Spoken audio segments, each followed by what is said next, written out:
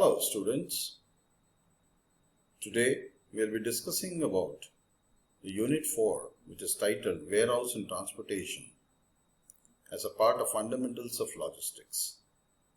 So this is a new unit and I'll be taking through various issues related to the warehouse, transportation, e-logistics and even reverse logistics in this unit. So let us start with the first topic titled Warehouse.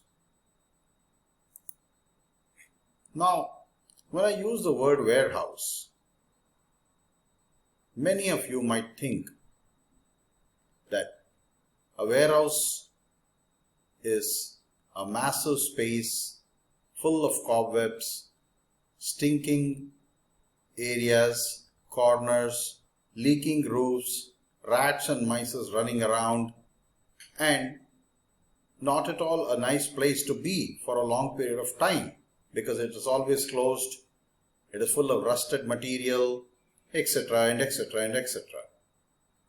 It is true that previously warehouse was always used as a place for storage, and the companies who either owned the warehouse or hired a warehouse for storage of the goods think never beyond the usage of a warehouse as a part of storage. So, warehouse was not given at all much importance, and also there was no need to any makeup for that warehouse. So, initially little attention was paid for the operational part for the warehouse, and no attention was paid for improving the storage as well as material handling facilities. In the old days, what used to happen? The goods used to be received in a warehouse. It used to be manually moved into a warehouse. It would be hand piled in stacks on the floor. When I use the word hand piled, it normally means laborers were used to manually remove the goods from the vehicle and then put it in racks. So, lot of varieties of products were clubbed together and placed at the same place or the same area within the warehouse, not paying much attention what would happen if it is not segregated. Eventually, some products would be even lost during this process of storage, and this would lead to much more confusion. So, in the same line, when the customer's orders were received, what would happen? The warehouse manager on whom the entire operation would depend. Please keep in mind, if the warehouse manager is absent, it would be very difficult to locate the products within the warehouse. So as soon as the goods were received from the customer, the warehouse manager would remember or recall where the goods are placed in the warehouse, and he would go and handpick it manually, record it manually in a piece of paper, and then he would ask a laborer to take the goods on his shoulder or on his head, or a couple of people supporting him, and they would place it in a wagon or a lorry.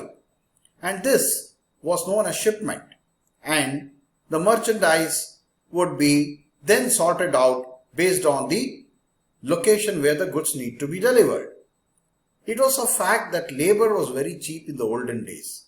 So, more focus was paid on hiring more laborers to get job done rather than mechanization, usage of technology, reducing the unit cost, etc. So, obviously words like efficiency, space utilization, material handling was unknown. But there are a lot of changes that has happened in the e-commerce or even the business arena in the logistics. This series of changes happened after different problems the companies faced, which was beyond their control. Some of these were maybe wars, the First World War, the Second World War. This was followed by economic crisis, especially in the America, where the New York stock market collapsed, and the Great Depression created more unemployment, and businesses collapsed because demand was negligible. It is at this point of time businesses started looking at production and forecasting and scheduling. Instead of having lot of inventory build up, minimum inventory emphasis was placed. That means the drive to efficiency was spearheaded by corporations so much that companies pursued stockless production. This stockless production came to be known as the just-in-time inventory, normally what we call as the work-in-process inventory, was not at all maintained by the company because goods should be available at the time it is required, and the dependence on timely delivery of goods or raw material became very, very crucial, and hence there was again a need for a warehouse, not for just a storage purpose, but this time a proper analysis of strategic location, space utility, and very important cost benefit analysis came into picture. With this tech upgradation, warehouse began the major process of looking into storage and material handling, and this emerged what we call as a modern warehouse. And today you get modern warehouse with A-grade technologies, very well built structures and architecture and aesthetics, and glazed tiles and floors, no spillage, completely maintained in hygienic conditions. Sometimes they are always temperature controlled, so it becomes a very conducive or a nice place to work with, and modern warehouses are completely changed. So with this small piece of introduction, we will look at what warehouse is. If you look at the right hand corner of this picture, you can look at the various arrow marks starting from vendors, plants and ports to transportation, and then there is a warehouse, then again there's a transportation, then there is a factory, then there is a transportation again, then there is a warehouse, followed by transportation, and finally customers. You have to look at these pictures clockwise. At the same time, there's a small arrow that is going from the top and pointing towards the bottom, and we have written there as information flows. So the goods go from vendors to the customer, whereas information flows from customers to vendors. Now we will look at the picture very closely. The starting point we take is vendors, plants or ports. What does this mean? Goods can arrive from any place, from any set of people. We call them vendors, suppliers. We call them factories or plants, or one customer has imported the goods from a foreign country and the goods has arrived at the port of his country. So whether it is a supplier or whether it is a factory at any point of time, or an agricultural firm which has prepared their products for sending it further down the line, or it's a port. It can be a seaport or an airport or even a land port. All these three are the source. These goods are transported and taken to a warehouse. Well, what happens in this warehouse is not what we are looking at, but warehouse normally we say is used for storage. Here the goods are stored in this warehouse and proper documentation is created. The bills are matched, whether what we purchased have what we received. Normally there is a packing list. The packing list contains all the details in form of boxes, bags, etc., which is matched. And from the warehouse, the goods are again taken out and transported to the factory. Now this picture says that the goods from the warehouse were taken to the factory.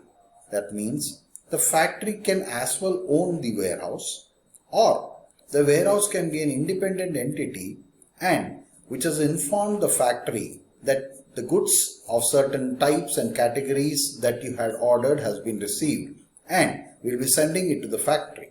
So the warehouse itself as an organization sends the goods to the factory. Once the factory receives the goods are processed as per the customer's requirement or as per the factory's production schedule and the products that they want to make, whether it can be a work in process or it can be a finished goods. Please keep in mind, finished goods of one factory can be a raw material for their buyer, that is another factory. So in all these complex of cases, we say that the factory prepared the goods and then again loaded it in a truck and sent to a warehouse. In this warehouse, what might be happening? Looking at the picture, seeing the distance between the penultimate warehouse versus customers, we know that in this warehouse assortments might be happening. The goods will be segregated into various different categories, types, based on where it needs to be sent. And again, the goods are transported to the end customers. So this entire picture, if you see, the number of times you've seen the word warehouse, the number of times you've seen the word transportation. Isn't it our module that we are talking about? Warehouse and transportation. So how essential it is a part of logistics system. Till the goods reaches the customers, both of them, warehouse as well as transportation, play a very, very crucial role in timely delivery, quality delivery, as well as quantity as required by the customer is delivered by these two different entities, that is warehouse and transportation. Alright then. The next thing is we will try and learn or know the definition of a warehouse. How is warehouse defined? Warehouse Bombay Act or Bombay Warehouse Act of 1959 has defined warehouse as a building structure or other protected enclosure which is used or may be used for the purpose of storing goods on behalf of the depositor, but does not include clock room attached to hotels, railway stations and premises of other public carriers alike. So let us understand what is this definition. Although this definition is very old, as during the part of introduction I have already informed you that initially warehouse was seen only as a place for storage of the goods, and this definition actually substantiates this facts. So warehouse is a building structure or other protected enclosure. That means during olden days, if the company or an individual or a farmer does not have enough monetary facilities to construct his own building structure, then he would protect his goods through some other means which is much economical or cheaper or maybe even natural process. Maybe under a tree he would prepare a shed and then store his goods there. So that is why we have defined it as building structure or a protected enclosure. Now, protected enclosure remains as it is, but these days no warehouse can be set up with such minimal materials, and most of the warehouses in this world are modern, advanced concrete structures. This is used or may be used for the storage of goods. So, on behalf of the depositors is what is very interesting. That means warehouse was always owned by an entity which was not into operational issues like production of the goods and sending the goods to the customer or planning it. So, warehouse was always maintained by an independent entity who would store the goods on behalf of the depositors. So, there is a high likelihood that Bombay Warehouse Act is always looking at this from a public or a bonded warehouse point of view, which is owned by a government. So, it does not include clock room in the hotels, definitely no. It does not include railway stations, rooms and any other premises. Now, the definition that we have another one is from a professor known as Rouwenhorst from University of Twente in Netherlands. This definition makes a very apt understanding about what a warehouse is. So let's go through it. Warehouse can be defined as a process, as a resource, and as an organization, depending on various factors that goes into its utility. Three interesting words are here. So warehouse is defined as a process, warehouse is defined as a resource, and warehouse is an independent entity, it's an organization. That means in all the three dimensions, when warehouse is defined, the explanation of a warehouse broadens in its scope.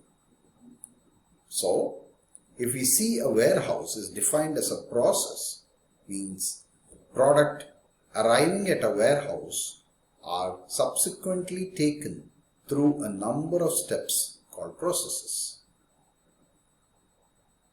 It can be n number of processes based on the customer requirement. Next, if warehouse is defined as a resource, then this definition will include the means, the equipment and the personnel, the labor force, their expertise inside that warehouse, who are involved or who have to be involved to operate a warehouse facility.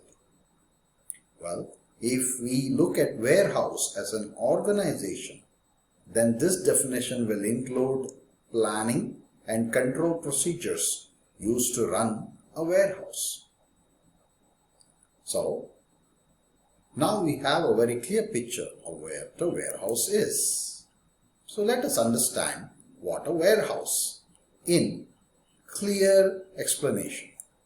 So warehouse is a part of the firm's logistics system. Although the logistics system is a very vast set of activities and processes, warehouse, although plays a very small role, it plays a very important role in the logistics system. Second, warehouse stores products at the point of origin or between the point of origin and consumption or at the point of consumption. So, if you recall the picture that we showed in the initial part of this course, you have found warehouse mentioned multiple times. You can always go back and look at this picture. What does the picture say? Storage, that is the main activity of the warehouse, along with material handling, is happening at three different points. One is the point of origin. What do you mean by point of origin? The goods have been just received, maybe from the vendor or from the port. Followed by end or between the point of origin and point of consumption. Well, the goods were taken from this warehouse which was near the port or near the supplier's station and then taken to a factory. In between, it had to be stored in the warehouse. And the last part is at the point of consumption. That means just before the goods were made to be sent to a retail store where consumers come and purchase from the retail store, the goods had to be again be stored in a warehouse. So, there are 3 points normally where warehouses are located. One is at the point of origin, between the point of origin and consumption, and the point of consumption.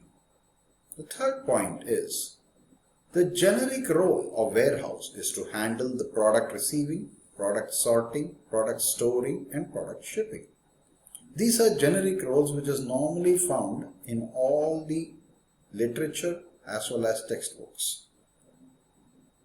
Followed by warehouse can be owned, leased, or rented.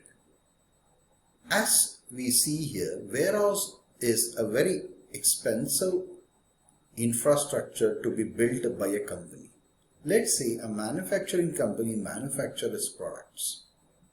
That means the company itself has to spend a lot of money on investing in the factory, the machinery, purchase of raw material, quality control checks, wastage, and the company may be left with very little amount to again construct a very wide space, maybe very close to the factory or outskirts of the city. In such cases, they may lease a warehouse at a suitable location or even rent it from a private individual. That means leasing can go for years where they can own the entire warehouse without having spent any penny to construct that warehouse. So they'll be only involved in maintaining that warehouse for the purposes for which they have leased it. Or they can rent a small space inside a warehouse which is not owned by them and owned by maybe another company or a private individual who is only in the business of warehouse. So warehouse can be owned. It can be owned by the company that is manufacturing it, or it can be leased from an entity, or it can be rented. Fifth point, most manufacturers outsource this activity altogether to a third party provider. We have always seen this word in modern magazines and newspapers and news channels. We call it 3PL, third party logistics. So typically, one of the activity of this 3PL is warehousing. That means most of the manufacturers today are completely distancing themselves from warehousing activity. Why would they do that? Because warehousing has become so specialized and a cost center that companies who are involved into manufacturing specialized goods, quality goods, can focus their attention more on the product enhancement rather than its storage and material handling and timely delivery. For this, we have experts, solution providers, consultants who can provide us better solutions and reach the goods with the right quantity, right time, right quality to the right customer. And that's where the emergence of outsourcing has begun. This all comes, of course, with a small pay. Point number 6. Companies either opt for automated warehouses or reduce dependency on manual labor, while others prefer to hire more labor for better performance. As I told you, our age-old mantra is we have low cost of wages in this country and laborers are available in abundance or plenty. However, the modern economy, this may not be true. Laborers might be available, but they won't be available for a very, very low price. No. So, because the price levels or the wages level of these people are also increasing, that's where automation has come into picture for the rescue of the companies. Automated warehouse reduce the dependency on manual labor. So with minimal amount of labor, machines have taken over a lot of other work. Whereas there are some other warehouses or companies owning those warehouses who still prefer modern laborers for better performance based on their product type or their relationship with their laborers. They might not want to lose their old workmen who have been working with them for a pretty long time. Now let us look at different categories of warehouse. There are 3 different types of warehouses that we find around the country. One is known as a private warehouse, other is known as a public warehouse, and third one is a bonded warehouse. Let's see what each one of them are. A private warehouse, the very name suggests, is constructed and owned by a private individual. What do you mean by private individual? They may be manufacturers or they may be intermediaries. Intermediaries normally include distributors, wholesalers, semi-wholesalers, and these companies themselves construct the warehouse as part of their operational requirements. These are based on their own personal requirement, the size of it, the area, the site, and the location. Private warehouses store products that are manufactured, imported for their own use if it is owned by the manufacturers. And lastly, These warehouses can be operated by the company that owns the warehouse. It can be a manufacturer. That means a factory has a warehouse and they manage both the factory and the warehouse. That is why we call it self-operated. Or they may be operated by a third-party logistics provider. That is what we call as 3PL. Next is the public warehouse. As the very name suggests to you, public warehouses are owned by government entities. It can be central government or state government. You might have found around your area public warehouses, which is having a very big board displaying central warehouse. So public warehouses in India are established under Central Warehousing Corporation. This comes under the Ministry of Consumer Affairs for Food and Public Distribution. You got it right. Normally these warehouses store huge amounts of food grains for supply to the neighboring localities. So now you got it. This is what we call as public distribution system. Public warehouses are also established by State Warehousing Corporation. So at a central level we have central warehousing, at a state level we have a State Warehousing Corporation who have central warehouses and state warehouses. And the functions that they perform are storage, outward and inward delivery. Normally, public warehouses you might have found in close of major railway stations like mega cities or second tier cities. You have to look around and you will find a very big warehouse close to the railway station. They are set up close to the highways, waterways or even airports. So any international airport that you land, which is attached with a domestic airport, on the way to your home or to your destination, you will find many kilometers of massive space buildings on the sideways, and these are warehouses. We call it airport warehouses. Public warehouses are used by small manufacturers, wholesalers, exporters, importers, government agencies for receipts and dispatch and storage of goods. This is a very important and a crucial role that public warehouses play. Being government owned, these warehouses provide small spaces for manufacturers who cannot afford their own warehouse, nor they can afford the expensive mechanized automated private warehouses. It is at these places where small manufacturers can reduce their cost by buying a small piece of area within that warehouse and storing their goods for a given time. It is also owned by wholesalers and very important exporters and importers who are in international trade. These days, even small companies have been allowed to export their quality goods. For such people who need warehouse, public warehouses become a very handy place for them to transport the goods from their factory and keep it at a safe place.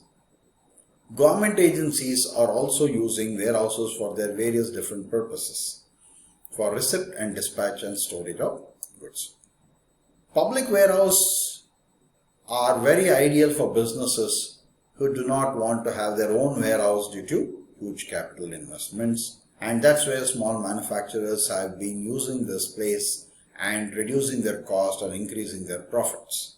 These warehouses provide all the facilities as any other warehouses for receipt and dispatch, loading and unloading. That means there are material handling equipments, there are personnel also in these warehouses who will support all the warehousing activities required by either small manufacturers, wholesalers, distributors and exporters or importers.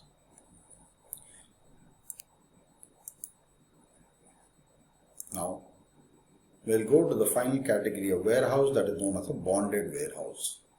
What does the word bonded suggest to you? A bonded warehouse is again authorized by the government to receive and store the goods till the duty on them have been paid. So, the very statement here triggers about the activity, what might be happening inside the warehouse. Normally bonded warehouses are very close to seaports or the airports.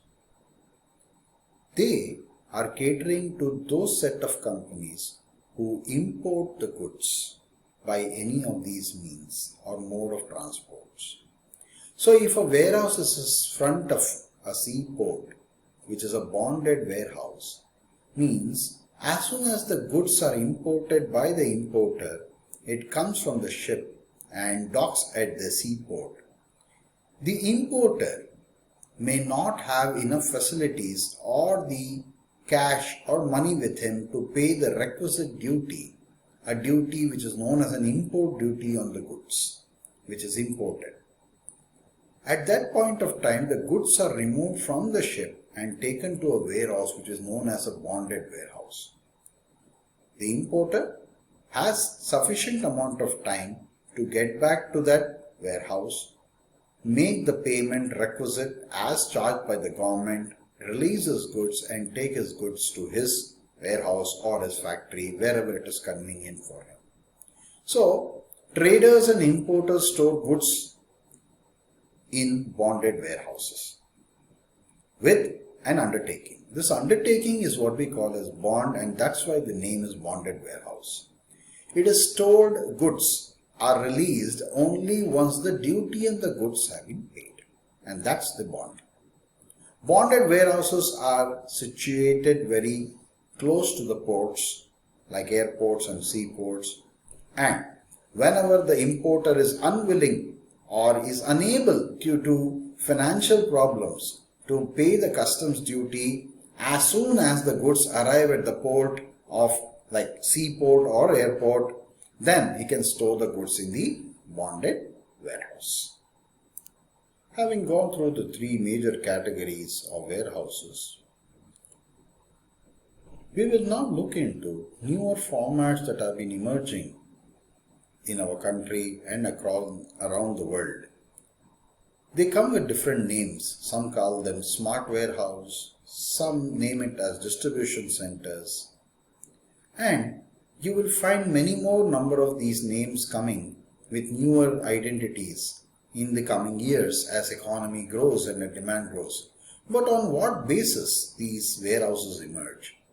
So here we have compiled a list of various elements that goes into defining a warehouse in a very new fashion or a new paradigm.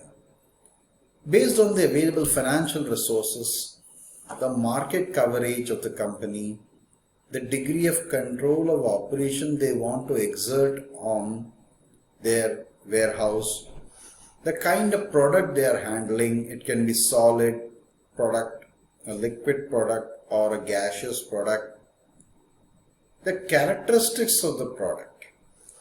In this characteristics, we look at the unit price per the unit weight of the product, the perishability of the product, the hazardousness of this product. Is it very dangerous product? It has to be kept in a certain area, closely enclosed, very volatile. All these form hazardous. Other is the order processing cycle. Material handling equipments available. It can be in a manual form, it can be semi-automatic, or it can be automatic. And certain more objectives, whether the objectives of the company is for cost reduction or stock turnover. One looks at reducing the unit cost of storage and handling, and others look at warehouse from a point of view as how quickly the goods can leave the warehouse as soon as it arrives. Based on this, different formats of warehouse options are available, and as and when it suits the needs of the companies, they either lease it or rent it, or rather purchase an existing warehouse or construct their own building with certain amenities and facilities inside it. And thereby a new name emerges in the market and shall be carried in the normal literature content. One few of those that now in this slide we will be looking at some newer types of warehouse that have emerged in the modern economy. They come with very distinct and unique names, and it is interesting to know why they have emerged with these names. Up till now, we found the categories of warehouse as private, public and bonded warehouse. But there are various types of warehouses that is emerging for various different reasons. In this slide, a comprehensive list of those elements that define the emergence of a new warehouse has been listed down. It is based on the financial resources available with the company that looks for a warehouse. It is based on the market coverage, how large or how small it is. Is it in a rural area, which is a small area, or in an urban area which covers a very large part? The degree of control of operation the company wants to exert on their warehousing activities. The kind of product the company has, whether it has the product in a solid form or in a gaseous form or it's in a liquid form. The characteristics of the product. Normally the characteristics of the product we define through the value that the product provides in terms of unit price versus the unit weight. It's a ratio of price versus weight. The perishability of the product, the hazardous products in the terms of how volatile or dangerous the product is, the order processing cycle requirement of the company, the material handling equipments available inside the warehouse that is required by the company. Material handling can come in the form of manual material handling equipment or semi-automatic or completely automatic, and other objectives like cost reduction and or stock turnover. The company's objectives are very important when they choose a particular warehouse, and the warehouse service provider, which can be company itself or an independent entity, must look into before constructing that warehouse that which kind of companies he will be targeting who will use the services. There are companies who look for warehouse as a cost reduction mechanism. They want to lower down the lowest unit cost possible for the warehousing operations because they are in a very price sensitive market. And or stock turnover. There are certain companies who want the goods to be moving out of their warehouse in a very short span of time. That means storage is not their aim. Their aim is to see that the goods leave the warehouse and reach the customer and bring delight and satisfaction to him for reaching the goods at the right time. Both the objectives are different, and these objectives have created new types of warehouses. So different formats of warehouse options are available to suit the needs of the companies, and these formats have emerged with their own names, and few of them are there in the following slide.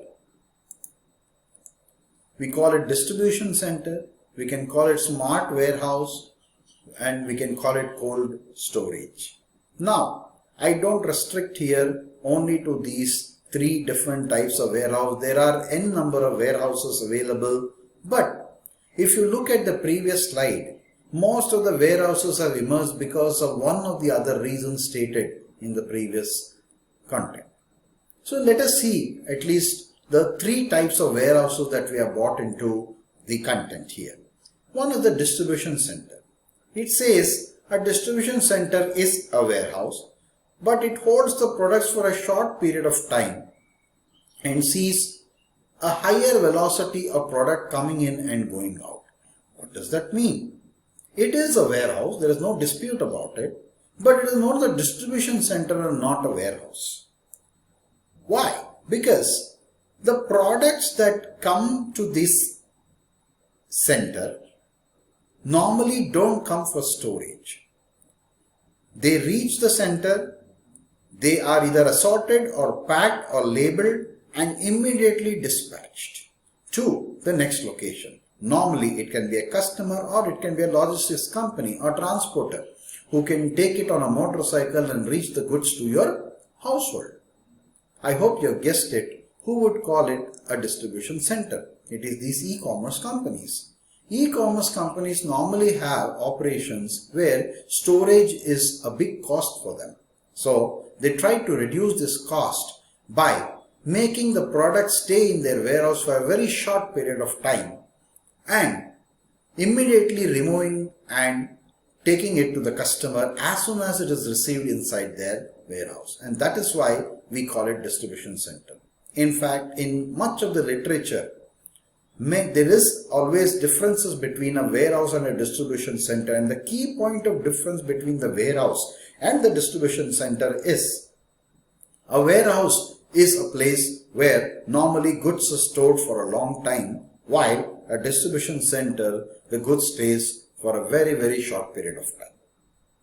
Just followed by smart warehouses.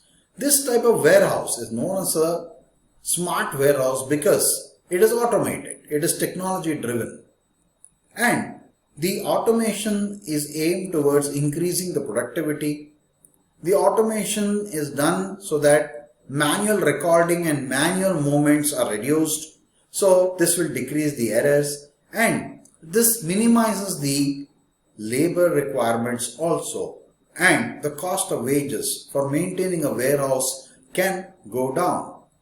So the number of humans required to run the warehouse is also lower. That's why we call it a smart warehouse, just like we call it a smartphone.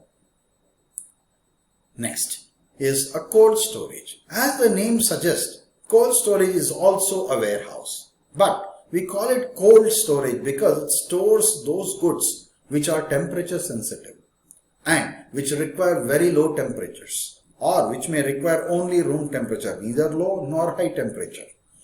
For example, agriculture, horticulture, fisheries, dairy and processed foods all require a low temperature so that freshness of the product remains till it reaches the customer. So these are what we call as different types of warehouse. Now let us look at some functions of warehouse. There are various functions performed inside the warehouse. The first one is stockpiling. Let us see what the word stockpiling means. Warehouse plays a very important role in reaching the goods at the right point of time to the right customer in the right quantities, and hence stockpiling plays a pivotal role. In fact, many authors and academicians and practitioners believe that stockpiling is an economic benefit that is provided by the warehouse and not just a tactical function. Stockpiling refers to the use of warehouse to handle both the seasonality and demand fluctuations. Let us see what does the word seasonality and demand fluctuation means. Seasonality is there are times where some products cannot be manufactured or produced due to various reasons. It can be weather conditions, it can be temperatures, it can be availability or non-availability of the raw material, followed by demand fluctuations. If you look at it from a consumption point of view, customers may not require all the product round the year. So, only during certain periods of time, the demand for the products increase. Whereas at the other point of time or other periods, the demand is virtually flat. And it is at this juncture that warehouse comes for the rescue through its economic benefit known as stockpiling. Let us see how these two words, seasonality and demand fluctuation, is related. In the event of products that carry seasonal production and a level demand, well, lot of agricultural products only during the time of harvest you will get them in abundance. Whereas many of these products, fruits and vegetables, may be required around the year.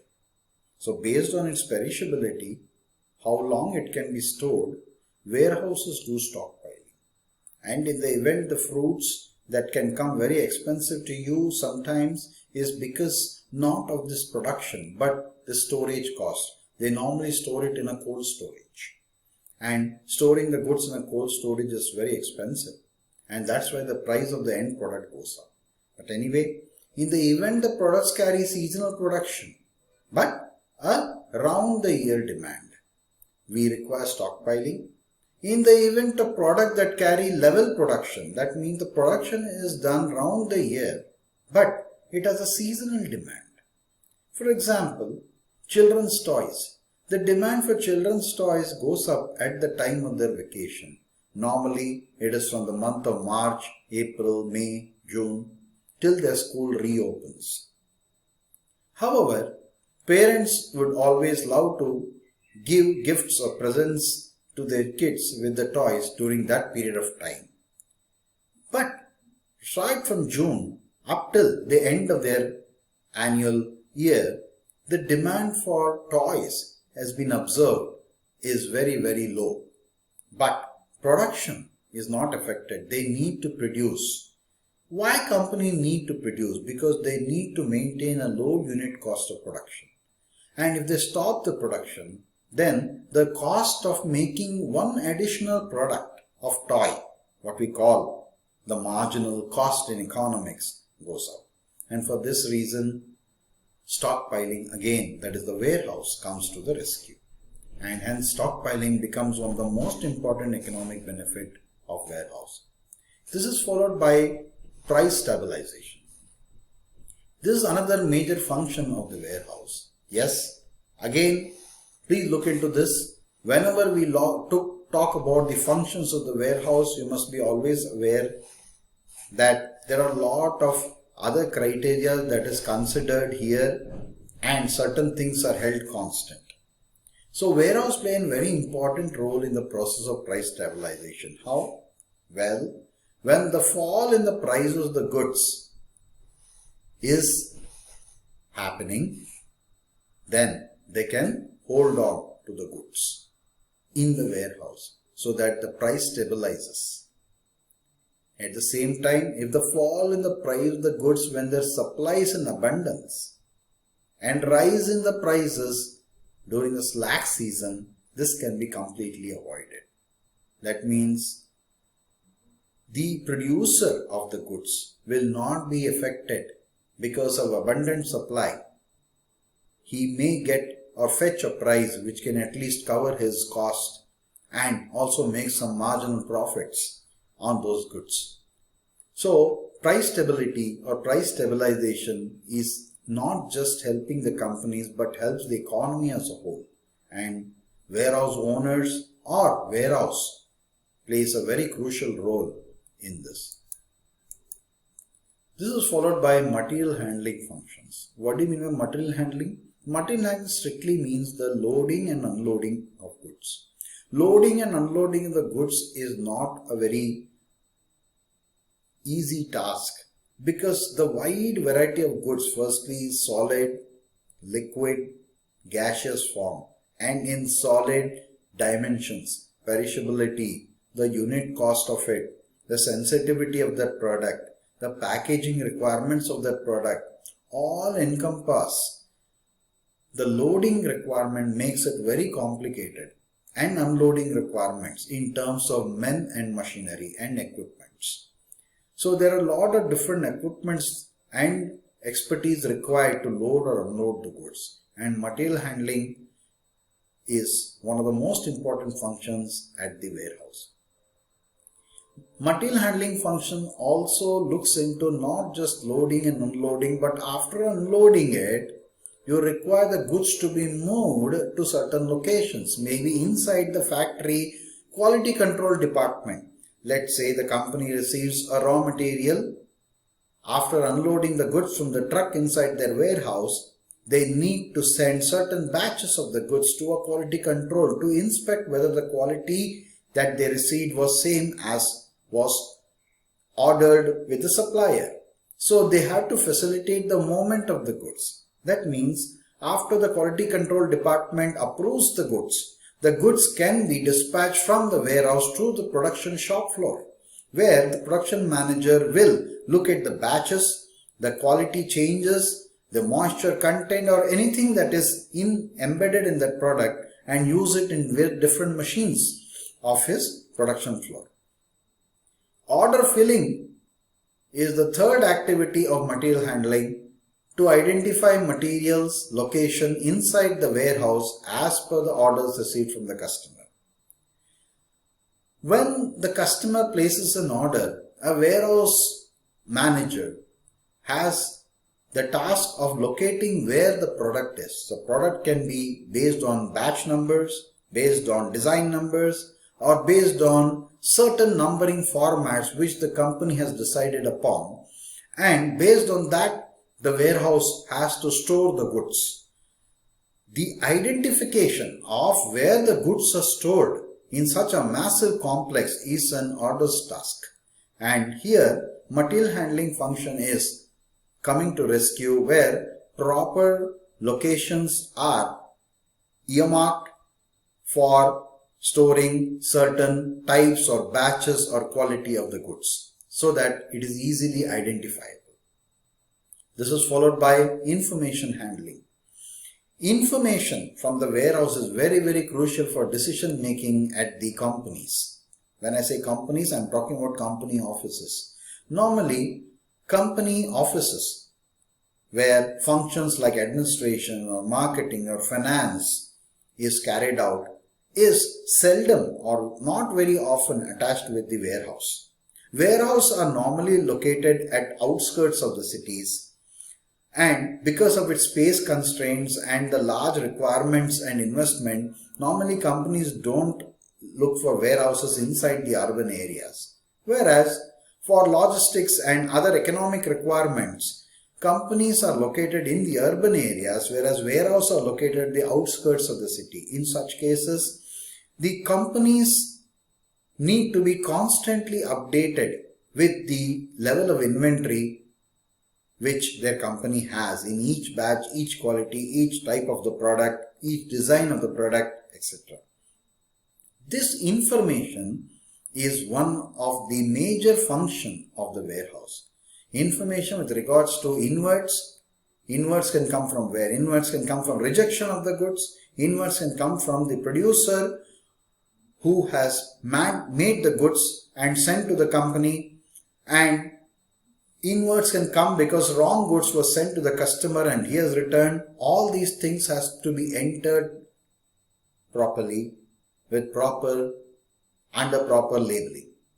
Goods outwards. Goods outwards can be sent either for sampling purpose or maybe because the customer placed an order and the goods has to be dispatched. Quality inspection.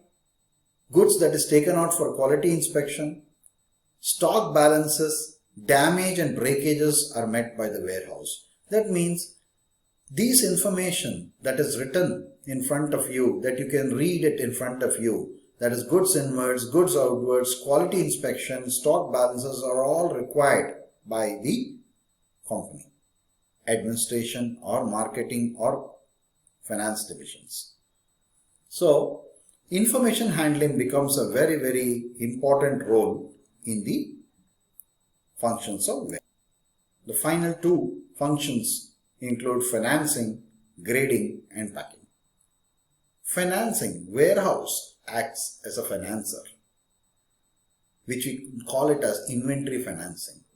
So, any company that does not have its own warehouse stores its goods in an independent warehouse or owned by a private entity. These goods act as a security for financing. That means banks and other financial institutions can advance loans against these warehouse receipts. Okay. Normally, government warehouses are always preferred for financing purposes. The sixth one is grading and packing. Warehouses provide facilities for packing, processing and grading of goods. Goods can be packed in convenient sizes as per the instructions of the company or the owner of the goods. Now let us look at the economic benefits of warehouse. There are four major economic benefits that has been shown in this slides. The first one is a figure that is in front of you. If you look at the figure, and the title of the figure that says consolidation is one of the economic benefit of the warehouse. This figure says that goods are received from plant A, plant B and plant C. That is, the number of manufacturers are different and many. All the goods received from each of these different plants are consolidated at a warehouse and sent out to a specific set of customers on a single transportation system, and this is what we call as consolidation. So here the warehouse receives materials from different manufacturers. It is sent to a specific customer using a single transportation system, and that is why we call it consolidating the materials from several manufacturing plants. That is the first benefit of consolidation. Followed by, we'll go to the next one, that is bulk break. The bulk break is another economic benefit. The figure that is in front of you says that the goods are received from a single manufacturer and these goods are then broken up as per the requirements of the customer in terms of quantity, packaging, sizes, and then shipped to them individually. So, combined customer orders that are received by the company, let's say, bulk break is very efficient when we are printing a textile design. A fabric normally is printed for 5,000 to 10,000 meters minimum on a machine. And this 10,000 meters all carry the same design with the same color combinations or maybe a different color combination. In such cases, small customers who want to buy printed fabric for tailoring purpose, stitching purpose or selling to their end user, they cannot afford 10,000 meters of the same design. In such cases, 2 to 3 customers come together and place the order with the company totaling about 10,000 meters, where each customer buys smaller quantity of the same design of maybe different colors, and this will be also very economical for him. In such cases, when the order is placed to the manufacturers, the manufacturer produces only one design with multiple colors and he sends to the warehouse. It is at the warehouse where the warehouse team looks at the different colors requirement of each of the customer on the same design and breaks it up. That means cuts those fabrics for the given quantity and packs them accordingly and dispatches them to the individual customer. This is also known as terminal sorts or splits. This is followed by another economic benefit and a very important economic benefit, which is known as cross-dock. What happens in a cross-dock? Look at the figure that is in front of you. Here we see company A or plant A, B or plant B, C or plant C. Means, unlike a bulk break, in a cross-dock system, multiple manufacturers are sending the goods to a warehouse. So, this multiple goods that come from multiple companies are then broken down into smaller consignments of different combination from all the 3 companies and then dispatched to different set of customers. The material here do not stay for long in the warehouse and it's normally used by whom? The retailers. So, it is the retailers, big retailers like Walmart or Reliance use cross-dock system because they receive goods from multiple suppliers. There are more than so many 10 brands of toothpaste and brands of tooth powder, all come from different locations. This in the warehouse is then segregated so that it reaches different retail locations in the city, and this is known as a cross-dock system. The final one, economic benefit, is the processing or postponement. Well, This is a very important role played by the warehouse. It is used for postponing the production process until the actual demand is ascertained. Now, let us understand what does the statement mean. Usually, a warehouse that is having equipments for packaging and in-house labeling will provide such benefits. Let's say we'll take an example of a can of beverage. A can is a packaging material and the cans come in a very similar size and shape for different brands of beverage. You might have observed that the can for Pepsi and other brands like Coke are for the same size and same shape and same design. In such cases, normally the cans are purchased and stored inside the warehouse.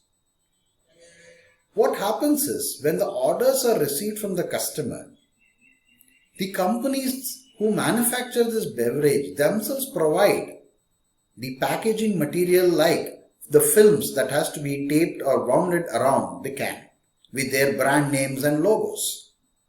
And this is done inside the warehouse. So what happens is it minimizes the risk of packing the entire can with the brand and the logo when demand is not there and the company initially simply loses the money.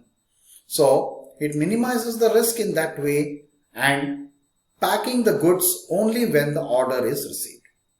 Otherwise, they keep the can as is inside the warehouse. So these are a different set of economic benefits that is provided by the warehouse.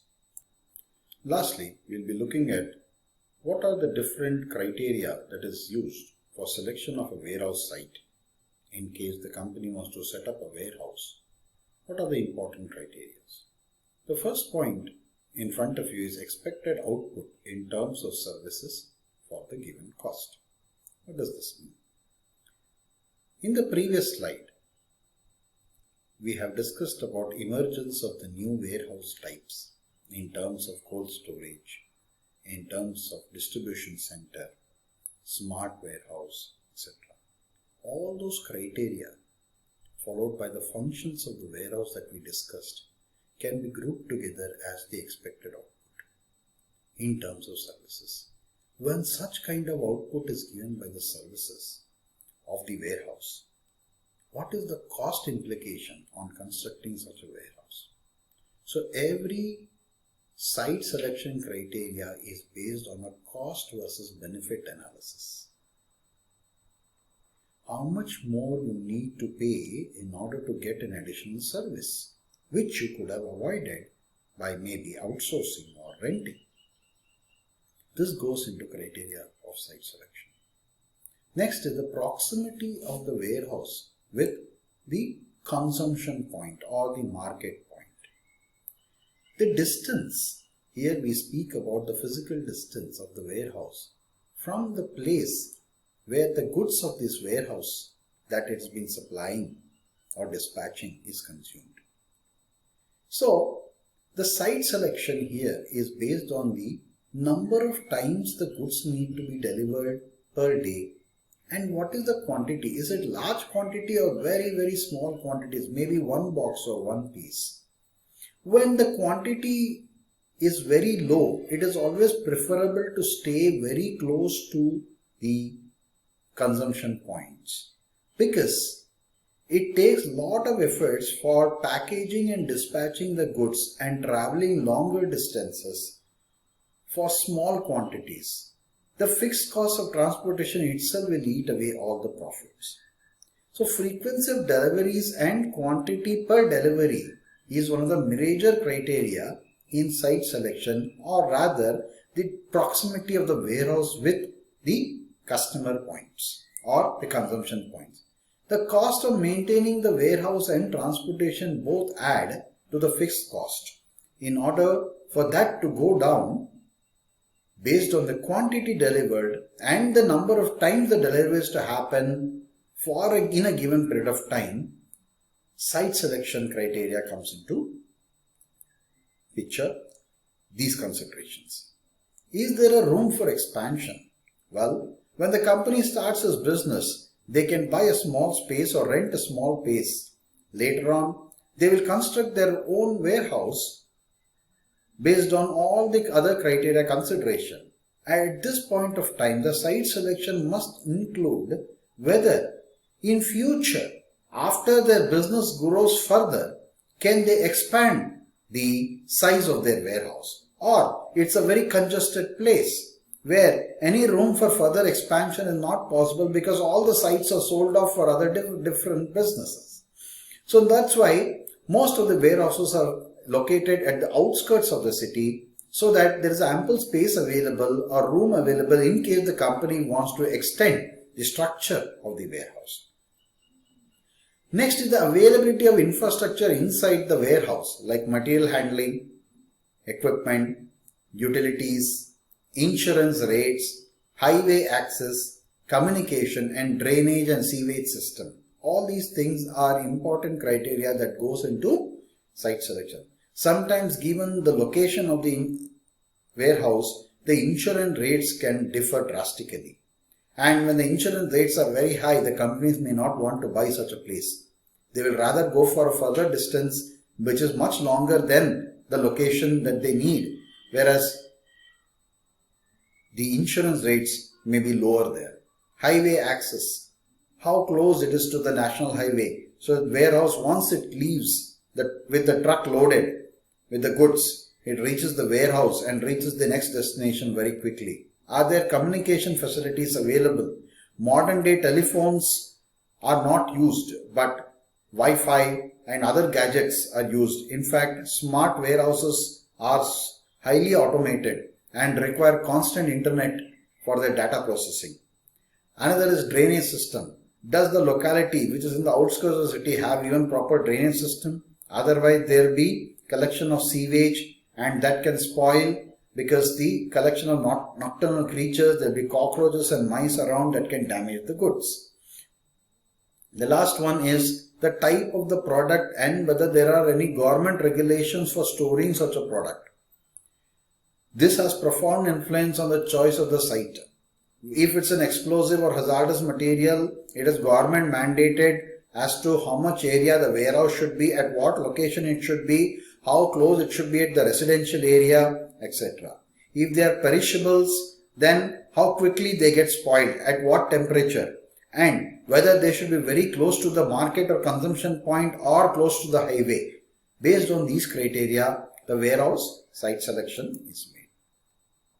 Now, the next slide we go is a general snapshot for the situation of warehouse in India. As we can see, the point number 2 we'll take first is many media publication, research agencies and practitioners strongly believe that India's warehousing industry is yet to grow. Modernization and equipments are yet to come. But with the influx of lot of foreign e-commerce companies, the phase of warehousing in India is changing, and it is expected to grow at a compounded annual growth rate, that is CAGR, of 14% from 2021 to 2025. Well, as far as the performance of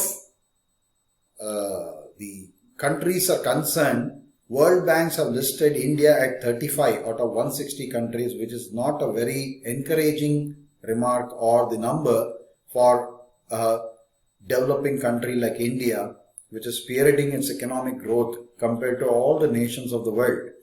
However, India is sure to grow and upgrade itself in its warehousing activities. There is a severe shortfall in demand and supply of quality modern warehouses. So there is a need, that's what it means, for modern warehouse with better equipments, better storage and material handling facilities. However, there is lack of availability of it, and due to this, prices of renting is also very high. There is a demand for skilled and trained manpower. Well, only recently universities are coming up with online programs and also full-scale supply chain management courses in order to create educated and skilled workforce to handle this complex operations of warehouses and transportation and on whole logistics management. The effect of COVID, as we all know, has created a dent in the businesses of not just India but also several other countries, and in a global supply chain logistics, India can never separate itself.